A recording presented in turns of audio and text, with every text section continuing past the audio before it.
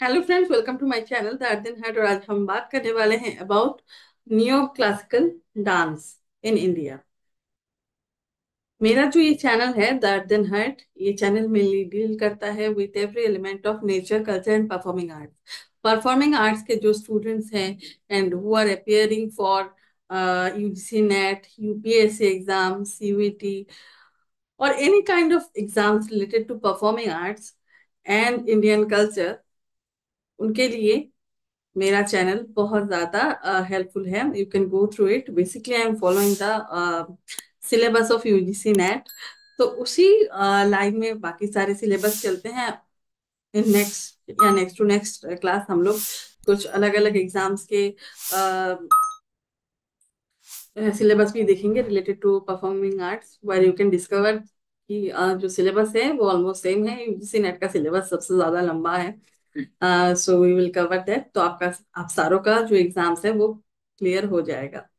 तो please like share and bell button दबा दीजिए, सब्सक्राइब कीजिए and let me start our session today. तो मेरा जो प्ले लिस्ट है लेक्चर्स ऑन परफॉर्मिंग आर्ट्स, वहां पे आपको सारे लेसन्स अब तक जितने कवर किए गए हैं वो मिल जाएंगे। अगर कोई क्वेरी हो then you can just go through the videos and post comments. आपके जो कमेंट्स क्वेश्चंस हैं उनको in the form of comments आप पोस्ट कर सकते हैं, या फिर आप इनको मेरा जो गूगल क्लासरूम है उसका लिंक भी दिया हुआ है, you can just go through it and वहां पे भी आप पोस्ट कर सकते हैं। तो अभी हम लोग पढ़ रहे हैं original evolution of Indian dance form, जो मेन टॉपिक है।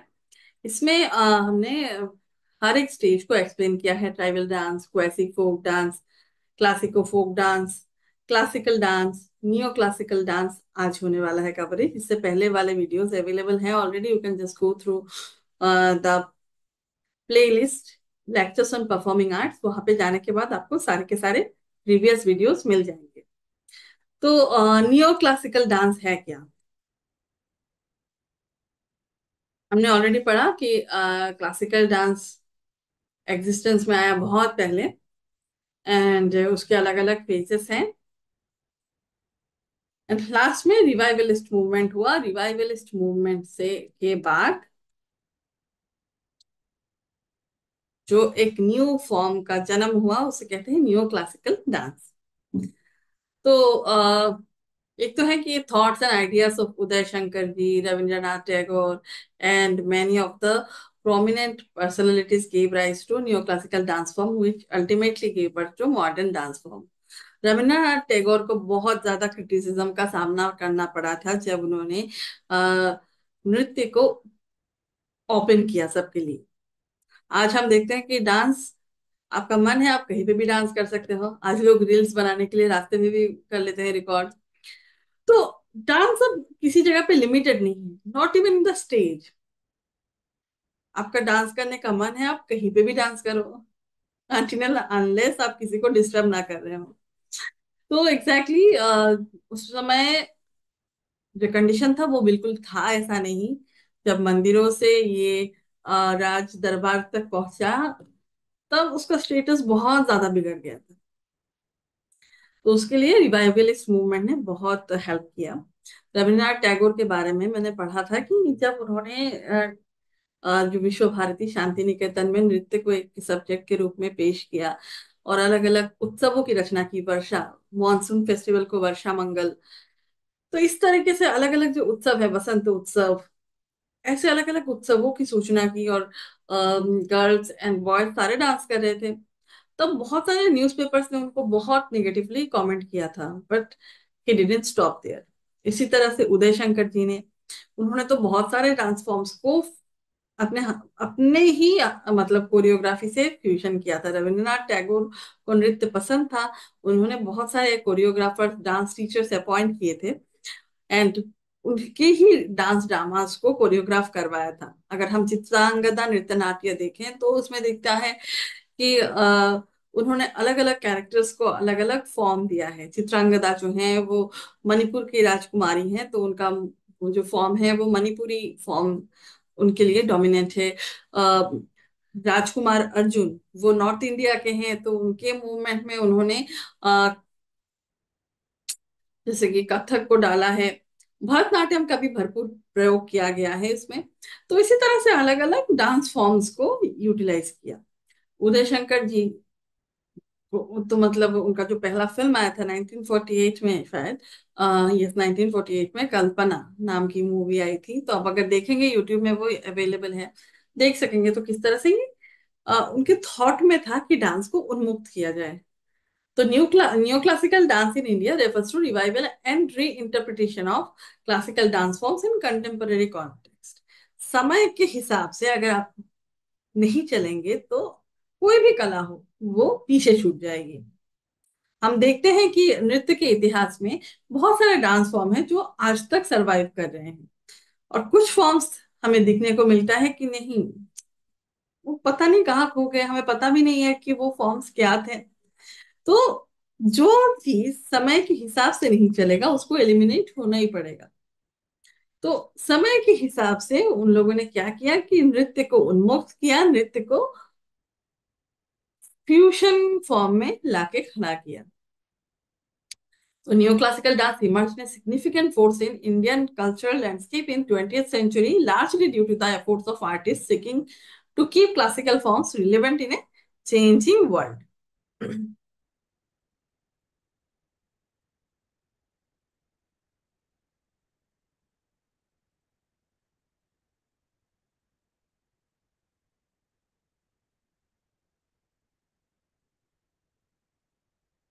So neoclassical dance incorporates elements of classical dance forms such as Bharatnatyam, Kathak, Manipuri, Odissi, Kuchipudi, but often modifies the choreography and presentation to suit contemporary audiences. It reflects both the richness of classical and modern sensibilities. तो जैसे कि बहुत सारे modern renowned dancers and choreographers ने इस movement में contribute किया है। उनमें सब इम्पोर्टेंट जो सिग्निफिकेंट फिगर्स हैं उनके नाम एग्जाम्स में आ भी जाते हैं। एक तो है रुक्मिणी देवी अरुणडेल। हम डिटेल्स में उनके बारे में पढ़ेंगे लेटर ऑन। यहाँ पे मैं थोड़ा सा डिस्क्रिप्शन दे देती हूँ क्योंकि इनके ऊपर बेस करके भी आप लोगों को बहुत सारे क्वेश्चंस वगैरह आ जाते हैं। तो रुक्मिणी देवी अरुणडेल, फाउंडर ऑफ कला क्षेत्र, she modernised Bharatanatyam making it more accessible and removing its association with temple rituals. तो उन्होंने उसको मुक्त किया, उसको ओपन किया, एंड थोड़ी सी कोरियोग्राफी में भी मतलब चेंज किया ताकि वो रिचुअल से मुक्त होके सबके लिए एक्सेप्टेबल हो पाए। Uday Shankar ji, the pioneer of Indian dance, he blended the elements of classical Indian dance with Western theatrical tradition, creating a unique style that influenced the neoclassical movement. Yamini Krishnamurthy, an exponent of Bharatanatyam and Kuchipudi, उन्होंने क्या किया, उन्होंने neo classical style को incorporate किया, maintaining the core of tradition, tradition को भी बनाए रखा एंड स्टाइलिस्टिक इनोवेशंस भी किए। नेक्स्ट,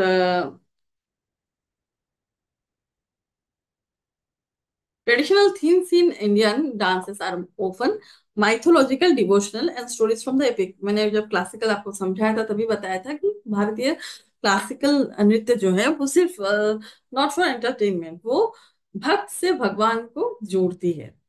तो उसके जो थीम होते हैं वो माइथोलॉजिकल हैं, डिवोशनल हैं, एंड स्टोरीज, कथा, कथा कहने का एक जरिया है, कहानियों को सुनाने का एक जरिया है। तो इसको आप ये भी कह सकते हैं एडुटेनमेंट, है ना, मतलब एडुकेशन भी और एंटरटेनमेंट भी।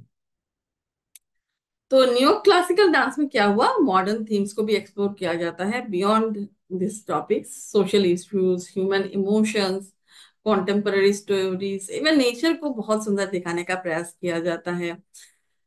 तो और एट द सेम टाइम ये इंपॉर्टेंट है कि उसका जो मेन स्ट्रक्चर एंड टेक्निक जो है वो क्लासिकल डांस फॉर्म से अटैच है। The basic music accompanying neoclassical dance can mix traditional composition with new interpretation, sometimes incorporating non-classical or international influences. तो जैसे कि हम लोग नियो क्लासिकल स्टेज में हैं, तो वहां पे शुरुआत हो चुकी थी फ्यूजन कोरियोग्राफी की।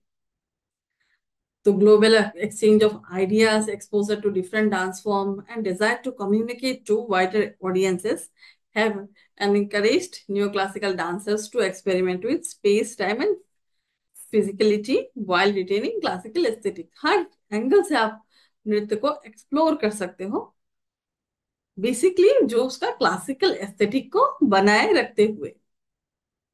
एंड ये शायद मुझे लगता है कि नृत्य को और ज्यादा समृद्ध करता है। whenever I also choreograph something, most of the time मैं बहुत सारे डांस फॉर्म्स को एक साथ मिक्स करती हूँ। ओडिसी के स्टेप्स, भरतनाट्यम के स्टेप्स, कथक के स्टेप्स, फोक के स्टेप्स।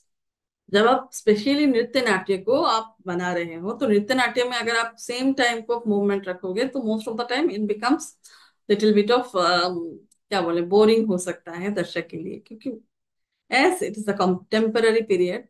तो देसी और मार्गीय दोनों में ही लोग देख देख के एक लेवल तक आ चुके हैं, तो नया कुछ लोगों को और ज्यादा अट्रैक्ट करता है। बट इसका मतलब ये नहीं कि आप किसी भी नृत्य धारा को अगर प्रयोग कर रहे हो, किसी भी नृत्य के स्टेप्स को प्रयोग कर रहे हो, तो उसको प्रॉपरली प्रयोग करो। ऐसा नहीं कि गलत सलत। Along with that contemporary global movements भी कभी कभी यूज किए जाते हैं, बट जो बेसिक एस्थेटिक पार्ट है, जो बेसिक क्लासिकल पार्ट है, उसको मेंटेन रखे। आपकी रुचि, आपका ट्रेडिशन वो बनाए रखना बहुत जरूरी है। Example of some new classical dance production, ही क्वेश्चंस एग्जाम में पूछे जाते हैं बहुत सारे टाइम्स पे।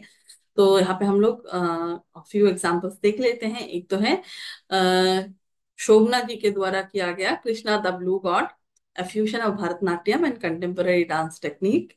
Dances of the Golden Hall by Rukmini Devi Arundel, a production that, while rooted in Bharatnatyam, broke new ground in its staging and presentation. दोनों ही बहुत इंटरेस्टिंग है। एक तो डांसेस ऑफ गोल्डन हॉल, ये रुक्मिणी देवी अरुणडेल जी ने किया है। रुक्मिणी देवी अरुणडेल के बारे में हम बहुत डिटेल्स में पढ़ेंगे। ये वही पर्सनैलिटीज हैं जो आपको बहुत ज्यादा इंस्पायर करती हैं और बहुत ज्यादा सीखने को भी आपको मिलता है। आप जैसे खाली टाइम पे बैठे हुए हो, उनका यूट्यूब खोलिए, उनका डांस देखिए, तो भी आप समृद्ध होंगे। उनकी दो बातें सुनिए, उससे भी आप समृद्ध होंगे। चित्रांगदा, ये उदय शंकर जी का कोरियोग्राफी है, based from Mahabharata and Rabindranath Tagore dance drama Chitrangada. और इसमें प्राइम एग्जाम्पल है two of his ability to blend Indian classical forms like Kathakali and Bharatanatyam with contemporary and western movements. मैंने पहले ही कहा कि अगर आप उनका कल्पना जो मूवी है वो ब्लैक एंड व्हाइट में है, अब देखिए, मतलब स्टोरी लाइन से ज्यादा आपको एक ड्रीमी डांसिंग वर्ल्ड दिखाई देता है, जहां पे आप खो जाते हो। एक एक मूव्स, एक एक जो फ्रेमिंग है इतनी अच्छी है, मूवमेंट्स इतने अच्छे हैं, और इतने सारे फ्यूजन्स आपको देखने को मिलते हैं। वहां पे आपको पता चल जाता है कि किस तरह से इंडिया में नियो क्लासिकल ग्रो कर रहा था। तो इतना ही है about neo classical dance forms.